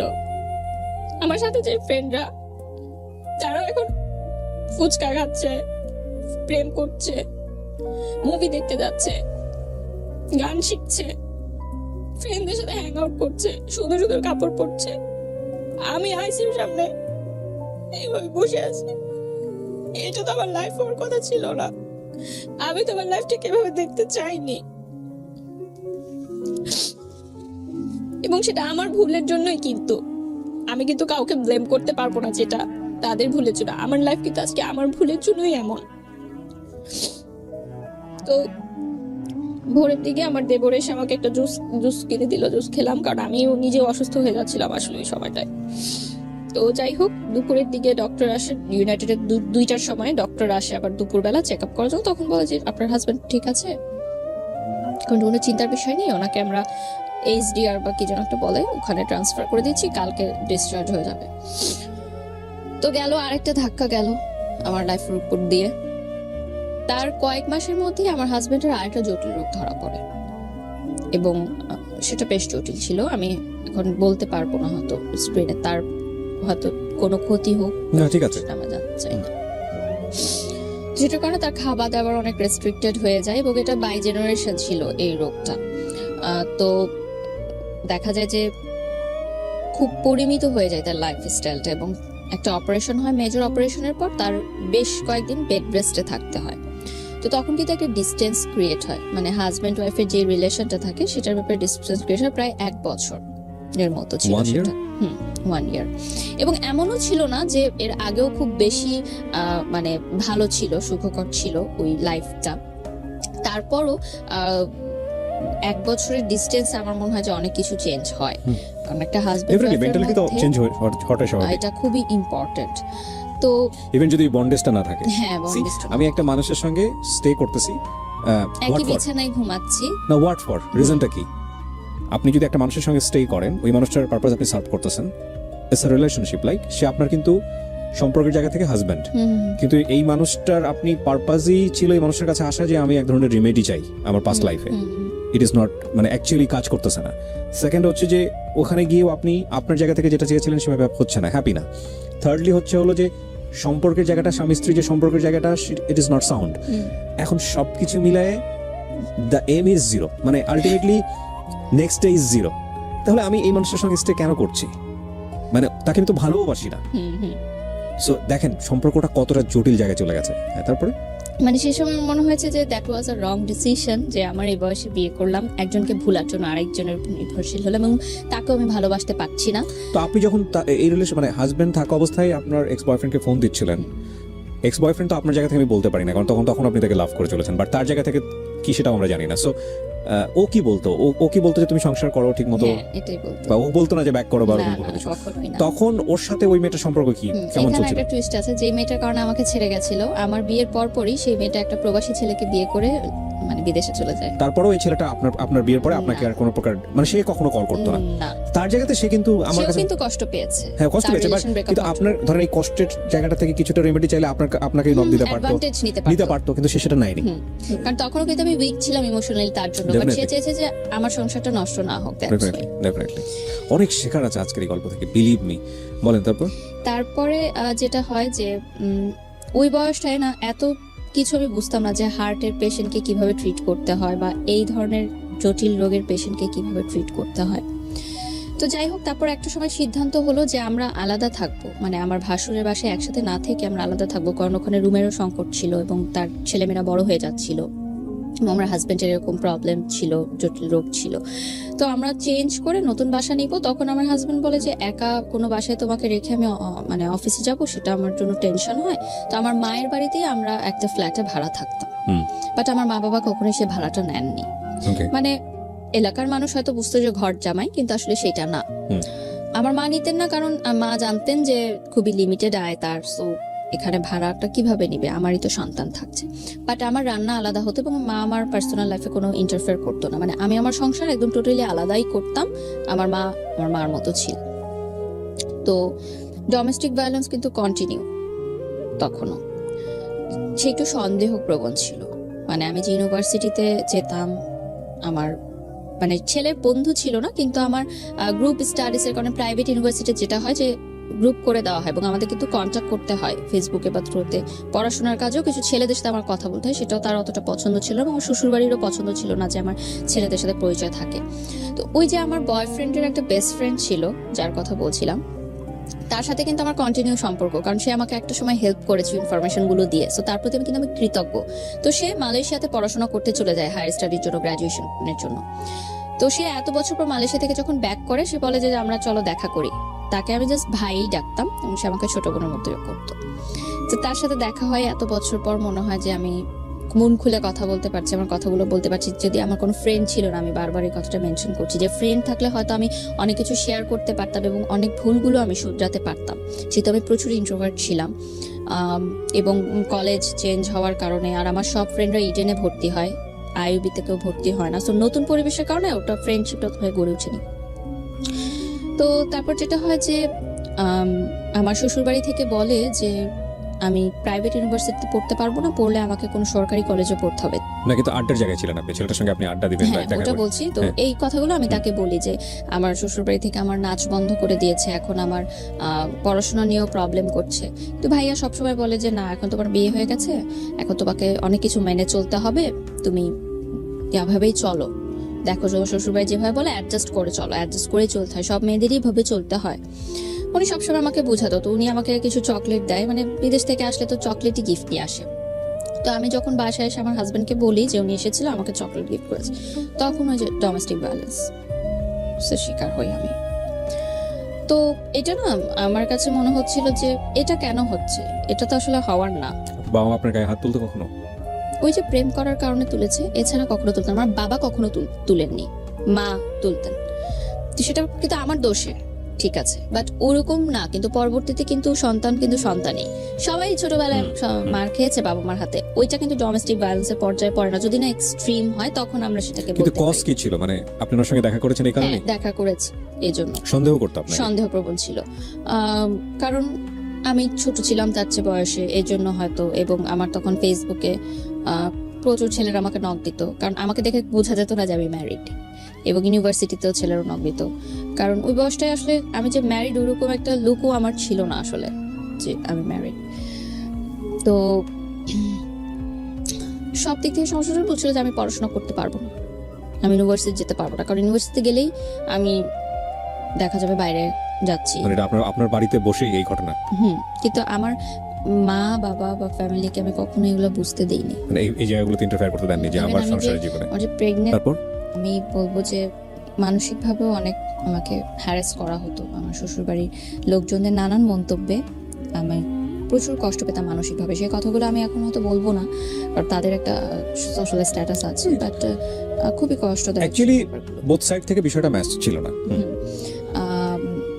তো যেটা হয় যে একটা সময় পর আমার মনে হয় যে তার সন্দেহ প্রবণতাটা অনেক বেড়ে গেছে এবং সে কোনো কিছু সহজভাবে নিতে পারছে না। ইন দ্য মিড টাইম আমি সোশ্যাল মিডিয়াতে কিছু গার্লস গ্রুপ থাকে না, তখন সেই গার্লস গ্রুপে আমার ছবি পোস্ট করতাম, আমার শ্বশুরবাড়ির ছবি পোস্ট করতাম, হাজবেন্ডের, এবং কি রান্না করলাম ডেলি রান্নার ছবিগুলো পোস্ট করতাম। তো খুব ভালো রেসপন্স আসতো, হাজার হাজার লাইক কমেন্ট আসতো। মেয়েরা আমাকে খুব পছন্দ করতো যে মেয়েদের এখন এরকমও স্বপ্ন থাকে যে বিয়ে করে লাইফ সংসার সেট করবে, কারণ মেয়েদের তো অনেক ধরনের গোল থাকে। বাট আমি আমার সংসার, হাজবেন্ড সবকিছু নিয়ে হ্যাপি থাকার চেষ্টা করতাম, মানে সোশ্যাল মিডিয়াতে যেটা আমি দেখাতাম। তো সবাই আমাকে খুব প্রেস করতো। তো এর মধ্যে একজন আমাকে নক দেয় যে আপু আমার একটা নতুন পেজ আছে। তখন নতুন নতুন কিন্তু মেয়েরা বিজনেস স্টার্ট করে, যে ফেসবুকে লাইভ করে, জামা কাপড় বিক্রি করে। এখন এটা খুবই অ্যাভেলেবল, বাট যে সময়ের কথা বলছি 2014-15 কথা, তখন মাত্র শুরু হলো। তো আমারই পরিচিত একটা মেয়ে ইউনিভার্সিটির, ও আমাকে বলে যে আমার কয়েকটা শাড়ি আর ড্রেস আছে, তুমি পরে একটু ছবি তুলে দিবে। ওটাও কিন্তু তেমন ফটোশুট না যে স্টুডিওতে গিয়ে হবে, বাসায় ঘরোয়া ভাবে ও মোবাইলেই কিছু ছবি তুলবে, জাস্ট ওর বাসায় একটা সুন্দর টেরাস আছে ওখানে। তো আমি আমার হাজবেন্ডকে বলি যে আমি এরকম করতে চাই। সে বলে যে না, ফটোশুট তো করা যাবে না, মানে মিডিয়া রিলেটেড কোনো কাজই করা যাবে না। তো ওই মেয়েটা আমাকে অনেক রিকোয়েস্ট করে। তো আমি বলি যে আচ্ছা ঠিক আছে, আমি ছবিটা তুলবো, বাট এই যে ছবিটা বেশি জায়গায় তুমি প্রকাশ করো না, কারণ আমার হাজবেন্ড জানে না। তো আমি যাই, ইউনিভার্সিটি শেষ হওয়ার পর আমি ছবিগুলো তুলি, এবং আমার মনে হয় কি যে আমি হয়তো কাজটা শেষ করে বাসায় এসে যদি তাকে বলি তাহলে হয়তো জিনিসটা ইজি হয়ে যাবে। আর বিষয়টা তো এমন না যে খুব মানে বিলবোর্ড হয়ে যাচ্ছে আমার, আমি টেলিভিশনে চলে আসছি। এটা জাস্ট একটা অনলাইন পেজের জন্য, এবং সেই পেজটা জাস্ট নতুন একটা পেজ, জাস্ট ছবিগুলো দেওয়ার জন্য। তোর বাসায় যাই আমি, ও আমার 2টা শাড়ি 2টা ড্রেস পরে ছবি তুলে, ওর মোবাইলেই তুলে রুমের মধ্যে। তো ছবিগুলো পাবলিশ হওয়ার প্রায় কয়েক সপ্তাহ পর ইয়া হয়, তার কোন এক কলিগ সেই ছবিটার স্ক্রিনশট তাকে দেয়। তো ইন দ্য মিড টাইম আমি বলেছি যে আমার একটা ফ্রেন্ডের এরকম ড্রেস দিয়েছিল, আমি পরে ছবি তুলেছি। তো সে অতটা ইয়া করেনি যে ঠিক আছে, মানে ফটোশুট টাইপ এটা বলিনি। তারপর যখন তার কলিগরা একটা ছবি দিল, তারপর ওই যে সেম ডোমেস্টিক ভায়োলেন্স। তো আমার কথা হচ্ছে যে আমি তো খারাপ কিছু করিনি, আমি তো অন্যায় কিছু করিনি, আর আমাকে কেন এরকম মানে ফেস করতে হবে? সবই তো আমি স্যাক্রিফাইস করলাম, সবই তো করলাম, নাচটাও ছেড়ে দিলাম, তাহলে কেন এই ছোট ছোট বিষয়গুলো আমাকে দেওয়া হচ্ছে? ইন্টারেস্টিং না বিষয়টা, মানে সে প্রথম কথা হচ্ছে মানে আপনার জায়গা থেকে আপনি যেভাবে বলছেন যে সমস্ত কিছু জেনে শুনেই আপনাকে বিয়েটা করেছে, 1 2 নাম্বার হচ্ছে যে আলটিমেটলি আপনি যেটা বললেন যে 14 বছর বয়সের ডিফারেন্স ছিল, সো আপনাকে সে কোনো না কোনোভাবে হ্যান্ডেল করতে পারবে এই সিচুয়েশনগুলোতে। সেখানে আপনাকে আমার যেটা মনে হয় খুব কমন সেন্সের জায়গা থেকে ফুল লিবার্টি দিয়ে ধীরে ধীরে বুঝিয়ে তার মতো করে গড়ে নেয়া, সেই জায়গাটা না করে বরং ইম্পোজ করছে, হ্যাঁ, এবং চাপাচাপি করছে, তখন তো আর বিষয়টা মানে কষ্টটা আরো বেড়ে যাওয়ার কথা, তাই না, সব দিক থেকেই। একদিন এরকম হচ্ছিল, তো আমার মা সামহাও এই ফ্ল্যাটে আসে হয়তো আমাদেরকে ডাকতে।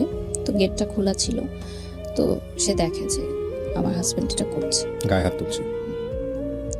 ওই দিনই আর কি সেপারেশনটা হয় আমাদের। ও, আমার মা বলে যে হোয়াট ইজ দিস, মানে ওইটা ওই দিন আমি ফার্স্ট আমার মা দেখে যে এগুলো হচ্ছে ঘরের ভিতর, বাট সে জানে না। তো আমার মা বলে যে তুমি বের হয়ে যাও বাসা থেকে। কারণ স্বাভাবিকভাবে একটা মা কখন এটা দেখতে পারবে না যে তার সন্তান এরকম কিছু একটা হ্যারাসের শিকার হচ্ছে, সে বলতে পারছে না। তো আমার হাজবেন্ড বলে যে সংসার করবো না, তো চলে যায়। সেদিন প্রথম সেপারেশনটা শুরু হয়, মানে রোজার আগ দিয়ে এই ঘটনাটা। তো আমি ভাবি যে ঠিক আছে, রাগ হয়েছে, আবার ফিরে আসবে। তখনো পর্যন্ত কিন্তু ডিভোর্স বা সেপারেশন এই ধরনের কোনো কিছু আমার মাথায় নেই, আমার ফ্যামিলির মাথায় নেই, কারণ বিয়ে হয়ে গেছে তো হয়ে গেছে, এখানে আর কোনো সেকেন্ড থটস নাই। মার খেলেও তোমাকে থাকতে হবে এই ঘরে, এবং হোয়াট এভার ইট ইজ তোমাকে এইখানেই থাকতে হবে, যেটা আমার না, বাংলাদেশের বেশিরভাগ মেয়েদেরই এটাই মানসিকতা। এবং আমি তো দেখি এখন, যেহেতু আমি সোশ্যাল মিডিয়াতে অনেক অ্যাক্টিভ, দেখি যে আমাদের বাংলাদেশে হাজার হাজার ঘরে মেয়েরা ডোমেস্টিক ভায়োলেন্সের শিকার হয় এবং তারা কিছু বলতে পারে না, দ্যাটস ওয়াই তারা সেটা মুখ বুজে সহ্য করে। এবং আরেকটা কথা যে ইকোনমিক্যাল ডিপেন্ডেন্সি থাকে না তাদের, যেটা সেই সময় আমারও ছিল না, আমি কিন্তু স্টুডেন্ট ছিলাম। আমার হাজব্যান্ড যখন চলে যায়, আমার বাসায় আমার এখনো মনে আছে যে আমার ড্রয়ার করে দেখে আমি 10 টাকার নোট আছে শুধুমাত্র, আর কোনো টাকা নেই আমার কাছে, এবং আমার তো কোনো ইনকাম নাই সেই মুহূর্তে। আর একটা মেয়ে হচ্ছে হাজব্যান্ডের চলে যাওয়ার পর বাবা মার কাছে মানে টাকা চাওয়াটা যে কতটা কষ্টের, মানে ওটার চেয়ে ভালো হয় যে 2টা মাটি ফাঁক হয়ে যাক, আমি নিচে চলে যাই। মানে যারা এইটার কখনো সম্মুখীন হয়েছেন তারা হয়তো বুঝতে পারবেন, এখন হয়তো ভাবছে যে মা বাবার কাছে তো টাকা চাওয়াই যায়, কিন্তু সংসার ভেঙে আমি কিন্তু আরেকজনের বাসায় চলে গেছি, এবং মেয়েরা কিন্তু পরের ঘরের হয় সবসময়। সেই ঘরটা ভেঙে যখন আমি আসি, তখন কিন্তু আমার বাবা মার কাছে টাকা চাওয়াটা কিন্তু এতটা ইজি না কারোর জন্য। যদি সেটাই হতো তাহলে কিন্তু আমাদের বাংলাদেশের মেয়েরা বা সারা বিশ্বে যারা হ্যারাসমেন্টের শিকার হচ্ছে তারা কিন্তু প্রতিবাদ করতো, যদিও এখন অনেক বেড়েছে এটা, বাট তারপরে মিডল ক্লাস বা লোয়ার মিডল ক্লাস ওরা এখনো পারে না। শুধুমাত্র তাদের ইকোনমিক্যাল সাপোর্টটা নাই বলে। তো সেপারেশনের পর সে আমার সাথে কোনো কন্ট্যাক্ট করে না। দিনের পর দিন চলে যায়, মাসের পর মাস চলে যায়, সে কোনো কন্ট্যাক্ট করে। এবং আমি কিন্তু স্টিল ওই ফ্ল্যাটে আছি এবং আমি ট্রমাটাইজড হয়ে গেছি একা থাকতে থাকতে। কারণ আমি একা থাকতে খুব ভয় পেতাম ছোটবেলা থেকে। আমি আমার ভাইয়ের সাথে শেয়ারের রুমে থাকতাম, বা বিয়ের পর কখনোই আমার হাজব্যান্ডের থেকে আলাদা আমি থাকিনি। সো হঠাৎ করে ওই ফ্ল্যাটে একা থাকাটা কিন্তু আমার জন্য একটা খুব মানসিক চাপ, ট্রমাটাইজড হয়ে গেছি আমি। সো আমার মা আমাকে 1 মাস পর নিয়ে আসলো তার ফ্ল্যাটে, যে ওখানে থাকার দরকার নেই, ফ্ল্যাটটা তালা দিয়ে দাও, দরকার নেই ওখানে থাকা, সে আসলে আবার তুমি করো। তো আমি তার সাথে প্রচুর কন্ট্যাক্ট করার ট্রাই করি, প্রতিদিনই কন্ট্যাক্ট করার ট্রাই করি, বাট না সে আমার ফোন ধরে, না মেসেজের রিপ্লাই দেয়। ইভেন তার ফ্যামিলি মেম্বার্সরাও, একটা মানুষ আমাকে ফোন দেয়নি, আমার ফ্যামিলিকে ফোন দেয়নি। মানে জিনিসটা খুব অবাক না? কেউ বললে হয়তো বিশ্বাস করবে না যে একটা স্বামী স্ত্রীর ঝগড়া হলে কিন্তু শ্বশুরবাড়ি থেকে আগে ফোনটা আসে যে কি হয়েছে তোমাদের, আমাদেরকে বলো, কি সমস্যা সমাধান করি আমরা, বা না করি কি হবে। আমার মাও খুব অবাক হয়েছে ওই সময় যে একটা মানুষ পর্যন্ত ফোন দিল না আমাদেরকে, যে এত বড় একটা ঘটনা হয়ে গেল। এবং আমি আমার দেবরের কাছ থেকে জানতে পেরেছি যে সে তাদের সাথেই আছে ওই বাসাতে, এবং তারা এরকম একটা পরিকল্পনা করছে তাকে সেকেন্ড ম্যারেজ দেওয়ার, মানে আরেকটা বিয়ে দেওয়ার তাদের পছন্দের মেয়ের সাথে, যেহেতু তারা আমাকে পছন্দ করতেন না। আমার সাথে কিন্তু তখন ডিভোর্স হয়নি, সেপারেশন চলছে। তো আমার মাই ফোন দিল, যেহেতু আমরা মেয়ে পক্ষ, আমরাই ফোন দিলাম, ঠিক আছে, যে তাও সংসারটা টিকুক। তো আমার ননাসের সাথে কথা হয় বা ভাবির সাথে কথা হয়, তারা বলে যে এটা তার ব্যাপার পার্সোনাল, আমরা নো কমেন্টস। তাদের কোনো কমেন্টস নাই এই বিষয়ে, তাদের কিছু বলার নাই, এই বিষয়টা নিয়ে তাদের কিছু বলার নাই। এটা যা ডিসিশন হবে সে দিবে। তো আমার বাবা মা ফার্স্ট থেকেই আমাদের, মানে বিয়ের পর থেকে, মানে বিষয়টা কেমন যেন মেনে নিতে পারতো না। আমার মা হয়তো বুঝতো, আমাকে বলতো না যে আই এম নট হ্যাপি। ওই চেহারার একটা গ্লো থাকে না বিয়ের পর যে আসে মেয়েদের, ওই জিনিসটা না আমার কখনো আসেনি। তো আমার মা সামহাও বুঝতে পারতো যে I am not happy, but সে আমাকে কখনো ডাইরেক্ট হয়তো প্রশ্ন করতো না। শুধু একদিনই প্রশ্ন করেছিল যে আমি অনেকদিন পর শ্বশুরবাড়ি থেকে এসেছিলাম, আমার মানে পুরো আমি কালো হয়ে গেছিলাম। তখন আমার মা জিজ্ঞাসা করছে যে তুমি রোদ্রে কোথাও যাও যে এত কালো হলো? তা আমি বলছিলাম যে আমার কাপড়গুলো আমি রোদে দিতে চাই, মানে বালতি ভরে কাপড় রোদে দিতে যেতাম। তো কড়া রোদের কারণে আমার স্কিন পুড়ে যেত, আমার আবার সান লাগলে তাড়াতাড়ি স্কিন পুড়ে যায়। তো তখন আমার মা জাস্ট একটা কথা বলেছিল যে আমি চাইনি আমার মেয়ের জীবনটা এরকম হোক। মানে এই জন্য তো সে আমাকে পড়াশোনা শিখায়নি আসলে। হ্যাঁ, অবভিয়াসলি উইথ ডিউ রেসপেক্ট, যে বাসার কাজ যারা করে ইটস ওকে, বাট শুধুমাত্রই যে এইটাই হবে আমার জীবন সেটা সে কখনো চায়। যেহেতু সে একজন কলেজের প্রফেসর, একটি স্বনামধন্য কলেজের প্রফেসর, আমার বাবা বুয়েট থেকে পাশ করা আর্কিটেক্ট। সো আমাদের ফ্যামিলি ব্যাকগ্রাউন্ড কিন্তু ওরকম না যে আমার চাচা ডাক্তার ছিলেন একজন, আমার অন্য চাচা প্রাইভেট টেলিকোম্পানিতে জব করেন, মানে সবাই খুব হাই পজিশনে আছেন। সেই জায়গা থেকে আমি এরকম হলাম। তো তারপরে যেটা হয় যে সেপারেশনের সময়টা আমার খুবই খারাপ কাটে এবং রোজার মাস চলে আসে। তো আমি বলি ঠিক আছে, আমি তো জানি আমার হাজবেন্ড ওই বাসায় আছে, আমি ইফতার নিয়ে যাব তার জন্য। ইফতারি নিয়ে গেলে আমাকে তো ইফতার করাবে, তখন আমি ইফতারের পর তাকে খুলে বলবো সবকিছু, যে কি সমস্যা, ঠিক আছে তুমি যেভাবে চাও আমি সেভাবেই হবো। এবং আমি ডিসাইড করলাম যে ঠিক আছে আমি বোরখা পরবো, আমি হিজাব পরবো, তাও আমার সংসারটা টিকুক। আমি হিজাব পরবো, বোরখা পরবো, দরকার হলে আমি পড়াশোনাও করবো না, আমার দরকার নেই পড়াশোনা করার, আমার এভাবে লাইফ চলছে চলুক, আমি করব, সংসার টিকাবো। তারপরে নিচে যখন গেলাম আমার শ্বশুর বাড়িতে, আমাকে ঢুকতে দিল না বাসায়।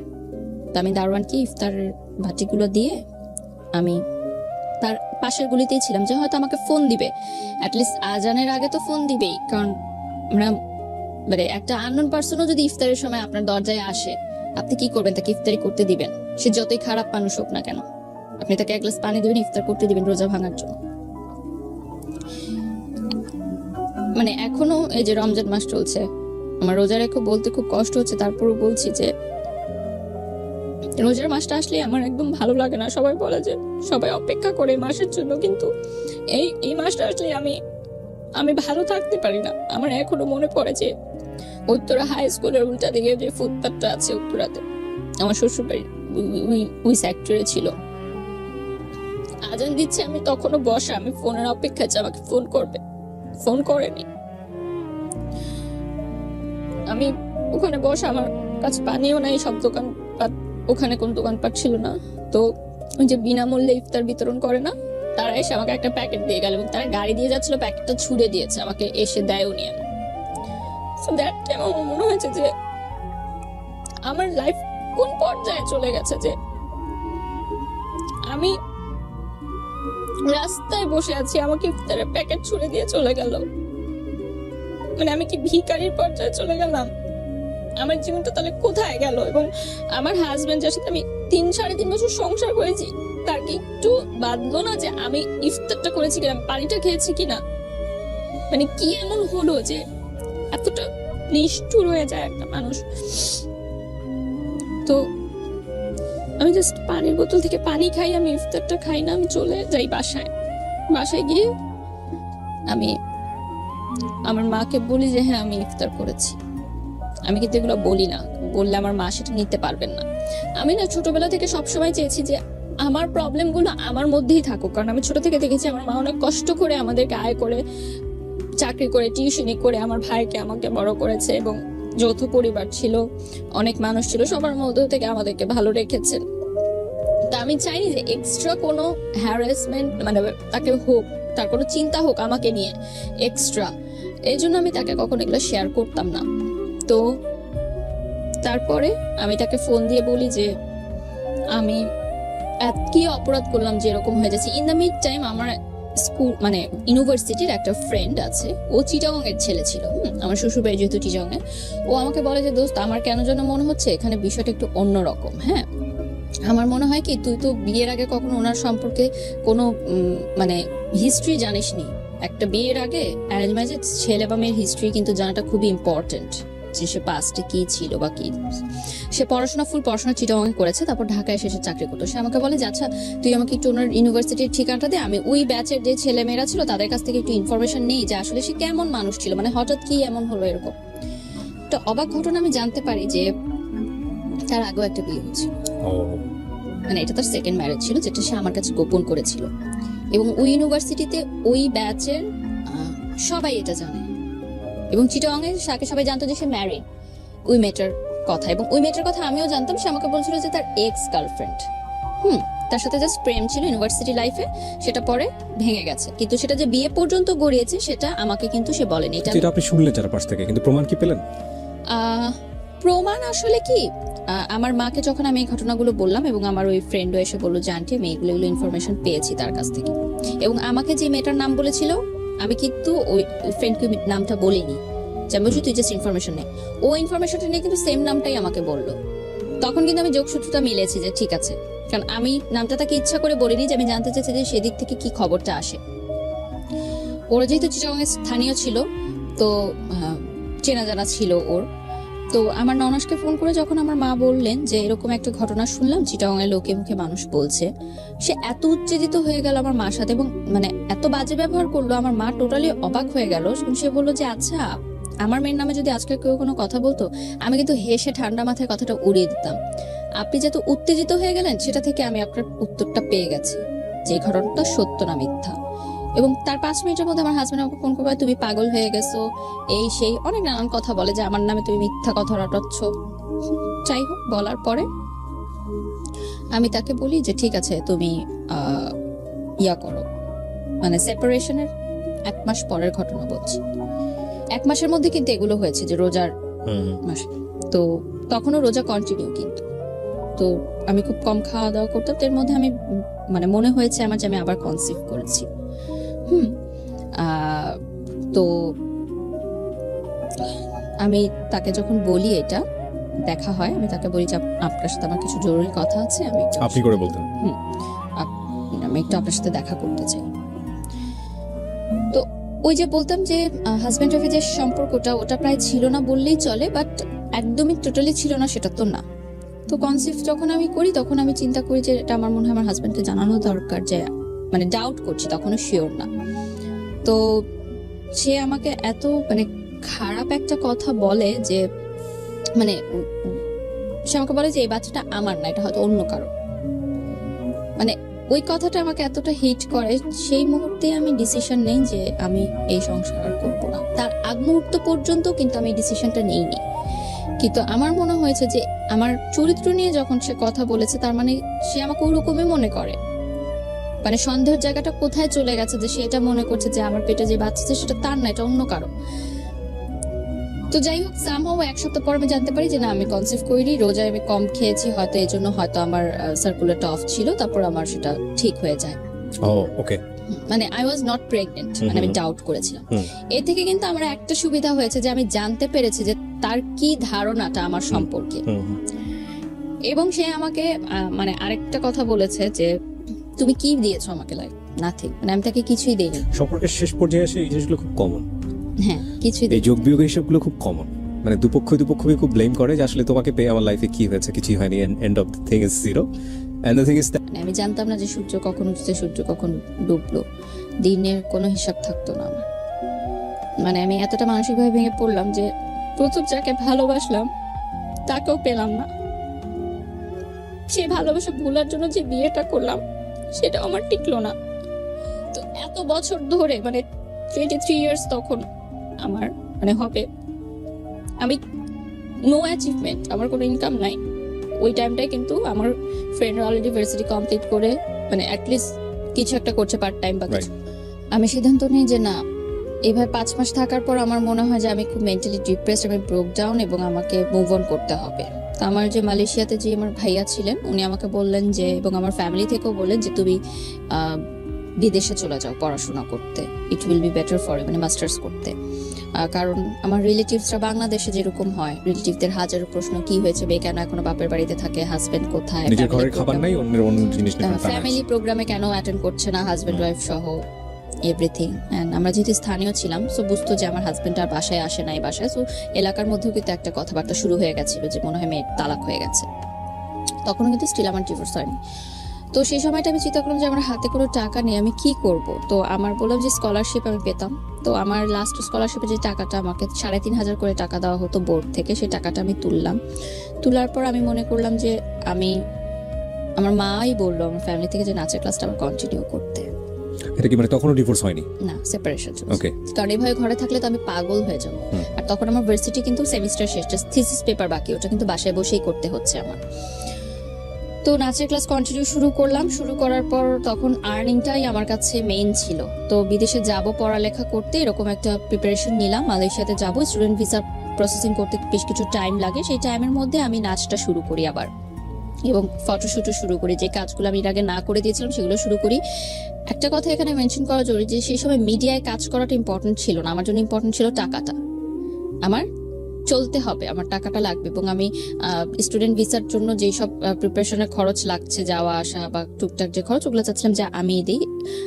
বড় অঙ্কের টাকাটা আমার পরিবার থেকেই দেওয়া হয়েছে, আমার মা যথেষ্ট সহযোগিতা করেছে সেদিক থেকে। তো আমার সেই সময় আমি এমনও দিন গেছে যে 500 টাকার জন্য আমি নাচ করেছি, আমি 1000 টাকার জন্য 20টা শাড়ি পরেছি। মানে that time quality was not a matter, work was not a matter, remuneration was just a number for me. That time আমার বিজি থাকতে হবে, which is very important, যে বিজি থাকলে আমি ভুলে থাকতে পারবো সবকিছু, এবং আমার আর্নিংও হচ্ছে। সো আমি দেখলাম ভালো, সবাই অনেক ভালো রেসপন্স করছে আমাকে, আমার নাচ নিয়ে ভালো রেসপন্স করছে, শুট নিয়ে ভালো রেসপন্স করছে, আমি ভালো কাজের অফার পাচ্ছি। অবশ্যই অনেক বাজে প্রস্তাবের সম্মুখীন আমার হতে হয়েছে যখন একটা নতুন মেয়ে মিডিয়াতে কাজ শুরু করে, যে কোনো সেক্টর, আমি শুধু মিডিয়ার দোষ দিব না। অনেকেই সেটার মানে বাজে ফায়দা নিতে চায়, যেটাকে বলে হয়তো তারা মিডিয়া রিলেটেডও না, কিন্তু মিথ্যা প্রলোভন দেখায়, সেই প্রলোভনে অনেক মেয়ে ফাঁদে পা দিয়ে দেয়। সেটা আমি অনেকভাবে কাটিয়েছি, কারণ এর আগে আমি জীবনে অনেক কিছু দেখে এসেছি, তো আমি খুব বুঝতে পারতাম জিনিসগুলো। তো এরপর আমার নতুন জীবন শুরু হয় মালয়েশিয়াতে। আমি মালয়েশিয়া চলে যাই পড়ালেখা করতে, মাস্টার্স করতে, মিডিয়া অ্যান্ড কমিউনিকেশন নিয়ে। আমার যে ভাইয়াটা ছিল, আমি ডর্মে উঠে গিয়ে আমাদের ইউনিভার্সিটি, আর যেহেতু নতুন দেশ, কিছু চিনি না, সো অবভিয়াসলি উনি হাতে ধরে সবকিছু চিনায়, মালয়েশিয়ার প্রতিটা রাস্তা, রোড, পড়াশোনা কিভাবে করতে হবে। এই ভাইয়াটা কি মানে আপনার এক্স বয়ফ্রেন্ডের best friend, still now best friend ছিল, বাট তাকে নিয়ে আমার কোনো কথা হতো না। জাস্ট জানতাম হ্যাঁ সে ভালো আছে, তার এখনো বিয়ে হয়নি, সে ভালো আছে এবং সে লয়ার হয়ে গেছে। এখানে একটা টুইস্ট হচ্ছে যে মালয়েশিয়াতে যাওয়ার আগে, স্টুডেন্ট ভিসা নেওয়ার আগে, যখন আমি এয়ারপোর্টটা পার হবো, আমার কিন্তু পাসপোর্টে আমি মানে সিঙ্গেল করেছিলাম পাসপোর্টটা, তো তার আগে আমার ডিভোর্স দেওয়াটা জরুরি ছিল। আমার ডিভোর্সের লিগ্যাল লয়ার ছিল আমার এক্স বয়ফ্রেন্ড। কারণ দ্যাট টাইম আমি কাউকে চিনতাম না, মানে কোনো লয়ার চিনতাম না, এবং আমি ফ্যামিলিতে বলিনি যে আমি ডিভোর্স সাইন করছি, কারণ আমার ফ্যামিলি বলেছে যে তুমি ডিভোর্স দিও না যতক্ষণ না পর্যন্ত ছেলে ডিভোর্স দেয়। এবং একটা কথা যে আমার দেনমোহর কাবিননামা কোনো টাকাই আমার শ্বশুরবাড়ি বা আমার হাজবেন্ড পরিশোধ করেনি। যাই হোক, ওইটা আলাদা একটা চ্যাপ্টার। কিন্তু আমার কাছে এখানে সবচেয়ে বড় টুইস্টের জায়গাটা হচ্ছে আপনার এক্স বয়ফ্রেন্ড। তো এক্স বয়ফ্রেন্ড কি মানে প্রফেশনালিজমের জায়গা থেকে, প্রফেশনালিজমের জায়গা থেকে বলেছিল? প্রফেশনালিজমের জায়গা থেকে, কিন্তু সে উইদাউট ফ্রি আমাকে এই কাজটা করে দিয়েছে। ডিভোর্স পেপার সব রেডি করতে যে টাকাটা লাগে সেটা আমাকে সে ফ্রি করে দিয়েছে, এবং সে অনেকটা গিলটি ফিল থেকে এই কাজটা করেছে হয়তো, কারণ সে সবই তো জানে যে কি কারণে আমি বিয়েটা হয়েছে এবং কি কারণে আমার সংসারটা ভেঙেছে। এবং সে So, আপনি কি এগুলো শেয়ার করতে তার সঙ্গে, মানে শেয়ারের মতো জায়গা কি তৈরি তার হয়েছিল? বেস্ট ফ্রেন্ডের সাথে শেয়ার করতাম, তো তার সে বেস্ট তার ফ্রেন্ড মাধ্যমে জানতো। তো আমাকে, যেহেতু আমার হাতে তখন কোনো টাকা ছিল না, তো ভাইয়া বলে যে তুমি ওর মাধ্যমে করাও এটা, তাহলে তোমার কোনো টাকা খরচ হবে না, আমি ওকে বলে দিচ্ছি, ও সমস্ত কাগজপত্র রেডি করে তোমার বাসায় দিয়ে যাবে, আমাকে কোর্টেও যেতে হবে না। অন্য কোনো লয়ার সেট করলে হয়তো আমাকে কোর্টে যেতে হতো বা কিছু করতে হতো। তো আমার বাসার কাছে সে একটা রেস্টুরেন্টে নিয়ে আসে ডিভোর্স পেপার, তো আমি সাইন করে দিই। আমি অনেক কান্না করি সেদিন, মানে সে আমার চোখের দিকে তাকাতে পারছিল না, সে জাস্ট বলছিল তাড়াতাড়ি সাইন কর, আমার কাজ আছে, আমার যেতে হবে। মানে আমি সেদিন প্রথম লাইফে এত বছরে তার সাথে মানে একটু লাউড কথা বলেছি যে আমি এখানে ডিভোর্স পেপার